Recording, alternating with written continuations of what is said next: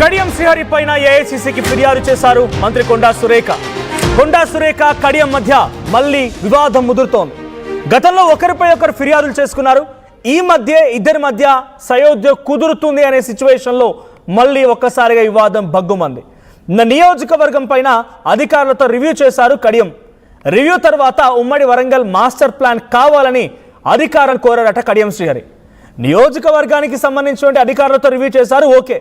కానీ Warangal master plan కావాలి అని చెప్పి అడగడంతోనే ఒక్కసారిగా ఈ వివాదం ముదిరింది. జిల్లా వ్యవహారంలో కడియం తలదూర్చడం ఏంటి అని మంత్రి కొండా సురేఖ మండిపడుతున్నారు. కడియం విషయం పైన ఏఐసీసీ పెద్దలకి సీఎం రేవంత్కి లేఖ రాసుకొచ్చారు కొండా సురేఖ. నిన్న హైదరాబాద్లోని ఎండోన్మెంట్ ఆఫీసులో టెంపుల్స్ పై రివ్యూ చేశారు కడియం శ్రీహరి.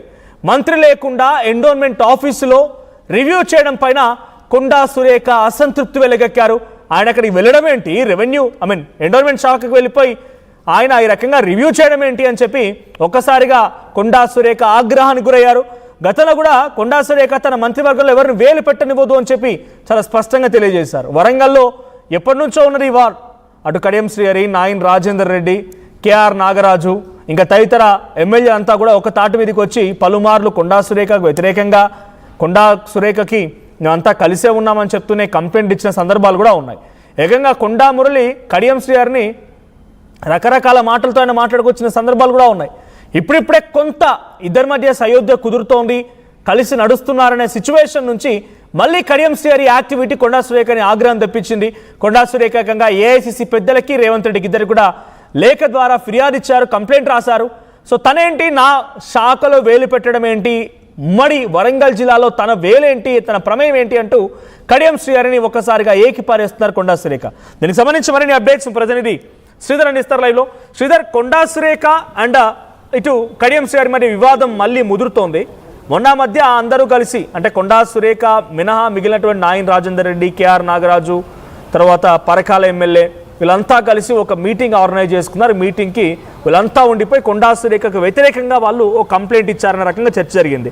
తర్వాత కొండా మురళి కడియం శ్రీహరి గురించి మాట్లాడడం, ఈ వివాదం ఇప్పుడిప్పుడే కొంత వరంగల్ కేంద్రంగా జరిగినటువంటి పాలిటిక్స్కి కొంత ఫుల్ స్టాప్ పడుతుందనే సిచ్యువేషన్ నుంచి మళ్ళీ అగ్గిరాజుకుంది. ఎందుకు కడియం శ్రీహరి ఈ రకంగా రివ్యూ చేయాల్సి వచ్చింది? కడియం శ్రీహరి కొండా సురేఖ శాఖ పట్ల ఎందుకు కొంత శ్రద్ధ చూపిస్తున్నారు? ఈ రివ్యూలు ఏంటి, ఆయనకున్న రైట్ ఏంటి, ఎందుకు అధికారులను ఆదేశించారు? ఏమన్నా అటు కడియం శ్రీహరి చేసినటువంటి రివ్యూ ఏదైతే ఉందో అటు పెద్దల అంటే అటు ఆదేశాలు లేకుండా చేయకపోవచ్చు అన్న అనుమానాలు కూడా పెద్ద ఎత్తున వస్తున్నాయని చెప్పాలి. ఎందుకంటే ఒక డిపార్ట్మెంట్కి వెళ్ళి ఒక మంత్రిత్వ శాఖకి వెళ్ళి కూడా అధికారులతో రివ్యూ చేయడం అంటే అది ఇంకో మంత్రి అన్న కావచ్చు, లేదంటే ముఖ్యమంత్రి చేస్తుంటాడు జనరల్గా. అటువంటిది కూడా ఒక సాధారణమైనటువంటి ఎమ్మెల్యే, గతంలో మంత్రిగా పనిచేసినప్పటికీ ప్రస్తుతం కూడా ఆయన స్టేషన్ గన్పూర్ ఎమ్మెల్యేగా మాత్రమే ఉన్నారు. కాబట్టి అటువంటి వ్యక్తి వెళ్ళి ఒక మంత్రికి సంబంధించినటువంటి శాఖలో రివ్యూ చేయడం ఏదైతే ఉందో నిజంగా ఇది దేనికి సంకేతం? అసలు పార్టీలో అటు ప్రభుత్వంలో కానివ్వండి, అటు కాంగ్రెస్లో ఏం జరుగుతున్నది అన్న చర్చ కన్నా సరే కానీ మరొక్కసారి వరంగల్ రాజకీయాలు కూడా రసవత్తరంగా కొనసాగుతున్నాయి. అటు కడియం వర్సెస్ కూడా కొండా సురేఖ కూడా వరంగల్ రాజకీయాలు మరొకసారి కూడా తెర మీదకి వచ్చాయని చెప్పొచ్చు మనది. ఎందుకంటే గతంలో చూసాం, ఇందాక మీరు అన్నట్టు గతంలో ఒకవైపు ఆ జిల్లాలో ఉన్నటువంటి నాయన్ రాజేందర్ రెడ్డి వర్సెస్ కొండా మురళి ఇవన్నీ కూడా ఒకరిపై ఒకరు బాహాటంగా బయటకు వచ్చి ప్రస్తావాళ్ళు చూసాము. అటు కడియం శ్రీహరికి అటు కొండా సురేఖ ఫ్యామిలీకి సంబంధించినటువంటి అంశంలో కూడా బాహాటంగానే మాట్లాడినటువంటి మాటలు చూసాం. తాజాగా నిన్న చేసినటువంటి వరంగల్ మాస్టర్ ప్లాన్కు సంబంధించినటువంటి అంశము ఒకవైపు అధికారులతో కూడా ఇటు అధికారులకు సంబంధించినటువంటి దాంట్లో కూడా ఒకవైపు కడియం మాస్టర్ ప్లాన్కి సంబంధించినటువంటి అంశానికి సంబంధించి ఆయన చేసిన తప్పు లేదు. కానీ ఎందుకంటే వరంగల్లో ఆయన కూడా గతంలో మంత్రిగా పనిచేశారు. వరంగల్ ఉమ్మడి జిల్లా నుంచి కూడా చాలా రోజులుగా మంత్రిగా ప్రాతినిధ్యం వహించారు. అక్కడి వరకు ఓకే. కానీ మాస్టర్ ప్లాన్ ఆయన కూడా వరంగల్ జిల్లాకు సంబంధించినటువంటి వ్యక్తి. కానీ ఇక్కడ కొండా సురేఖకు సంబంధించిన శాఖలో అధికారులతో అటు దేవాలయాల అభివృద్ధి పైన మాస్టర్ ప్లాన్లో అక్కడ ఉన్నటువంటి దేవాలయాలకు సంబంధించినటువంటి అంశం పైన కూడా కడియం వేలు పెట్టడం ఏదైతే ఉందో ఒక్కసారిగా కడియం అటు కొండా సురేఖకు సంబంధించి కోపం వచ్చింది. ఏఐసీసీ పెద్దలకు ఇటు కడియం తీరు పట్ల, కడియం వ్యవహారం పట్ల కూడా ఏఐసీసీ పెద్దలకు ఫిర్యాదు చేసింది. కానీ కాంగ్రెస్లో ఇప్పుడిప్పుడే అటు వరంగల్, హైదరాబాద్ తర్వాత కూడా ఎక్కువగా అటు నల్గొండ, ఆ తర్వాత వరంగల్లో కూడా రాజకీయం ఉంటుంది. అక్కడే నేతల మధ్య విభేదాలు కానివ్వండి, రాజకీయ చైతన్యం ఉన్నటువంటి జిల్లాలు కాబట్టి ఆ జిల్లాలో నేతల మధ్యలో ఎప్పుడు పంచాయతీ ఉంటుంది. కానీ ఈ విధంగా శాఖలలో వేలు పెట్టడం ఏదైతే ఉందో డెఫినెట్గా దీని మీద వెనకాల ఎవరన్నా ఉన్నారన్న అనుమానాలు కూడా వ్యక్తమవుతున్నాయి. మరొక పక్క చూస్తాం, మొన్న అటు యాదాద్రికి సంబంధించిన యాదగిరి గుట్టకు సంబంధించినటువంటి బోర్డు ఏర్పాటు చేసినప్పుడు ఆ బోర్డుకు సంబంధించి కూడా అటు కొండా సురేఖ ఇక్కడ లేరు, ఆమె లేకుండానే కూడా బోర్డు ఏర్పాటు చేయడం పట్ల కూడా కొండా సురేఖ కొంత అలకతో ఉన్నారు. ఆ అలకతోని కేబినెట్ మీటింగ్ కూడా హాజరు కాలేదంటూ పెద్ద ఎత్తున వార్తలు వచ్చాయి. కానీ అటు అదే అధికార పక్షం నుంచి మంత్రులు మాట్లాడుతూ కూడా కొంత ఆమె కాలు బెనికింది, అందుకే రాలేకపోయారు. నిన్ననే విదేశాల నుంచి వచ్చిందని చెప్పినప్పటికీ కూడా కొండా సురేఖకు సంబంధించినటువంటి అంశంలో తనకు ప్రాధాన్యత కూడా తగ్గిస్తున్నారు.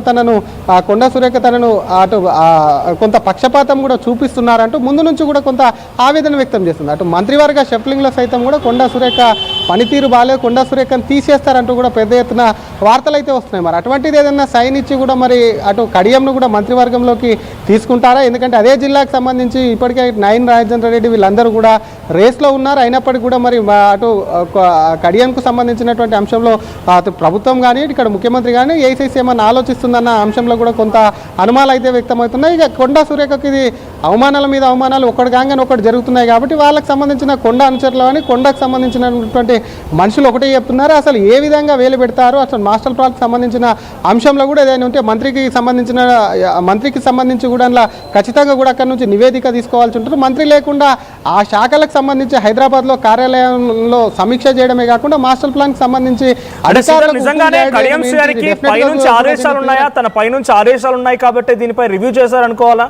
అంటే మంత్రివర్గంలో మార్పు అనే చర్చ, దాంట్లో కొండా సురేఖని మార్చబోతున్నారనే చర్చ, ఇటు కడియం శ్రీ గారు వచ్చి ఎండోన్మెంట్ శాఖలో కూర్చొని రివ్యూ చేయడం, ఇవన్నీ ఏమైనా సిమిలర్గా కనబడుతున్నాయి? ఆయనకి పైనుంచి ఉన్న ఆదేశాలు ఏంటి? డైరెక్ట్గా ముఖ్యమంత్రి ఇంకెవరిని ఆదేశించి ఉంటారా? లేదు ప్రోటోకాల్ని పాటించకుండా అధికారులు ఆయనకి రివ్యూ ఇవ్వడం ఏంటి?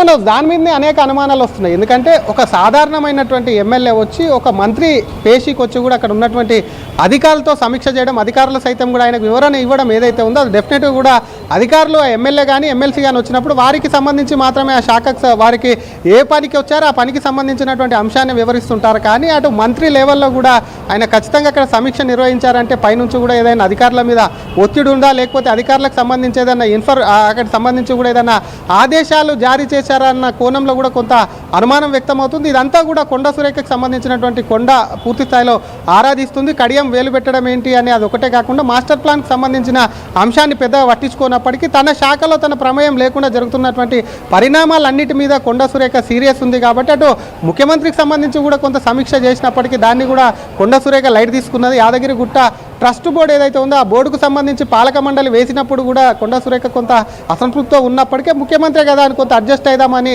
కూడా ఉండొచ్చు. కానీ ఇటువంటి ఆ డిపార్ట్మెంట్లోనే మళ్ళీ ఒక ఎమ్మెల్యే, అది కూడా ఆ జిల్లాకు వారితో కొండా ఫ్యామిలీతో విభేదాలు, కొండా ఫ్యామిలీతో వైరుధ్యాలు ఉన్నటువంటి ఒక ఎమ్మెల్యే పెట్టడం ఏదైతే ఉందో దీన్ని తీవ్రంగా పరిగణించే మరి ఏఐసీసీకి ఫిర్యాదు అయితే చేస్తుంది. కడియం శ్రీగారికి సంబంధించినటువంటి అంశంలో ఇప్పటికీ పార్టీ మార్పు పైన పార్టీకి సంబంధించినటువంటి అంశంలో పెద్ద ఎత్తున బీఆర్ఎస్ సైతం కూడా ఆయన మీద ఒత్తిడి ఉంది. కాబట్టి మరి కొండా సురేఖ ఇంకా ఏ విధంగా ముందుకెళ్తుంది, కడియం దీని మీద ఎటువంటి వివరణ ఇస్తారన్నది కూడా ప్రస్తుతం ఆసక్తిగా మారింది.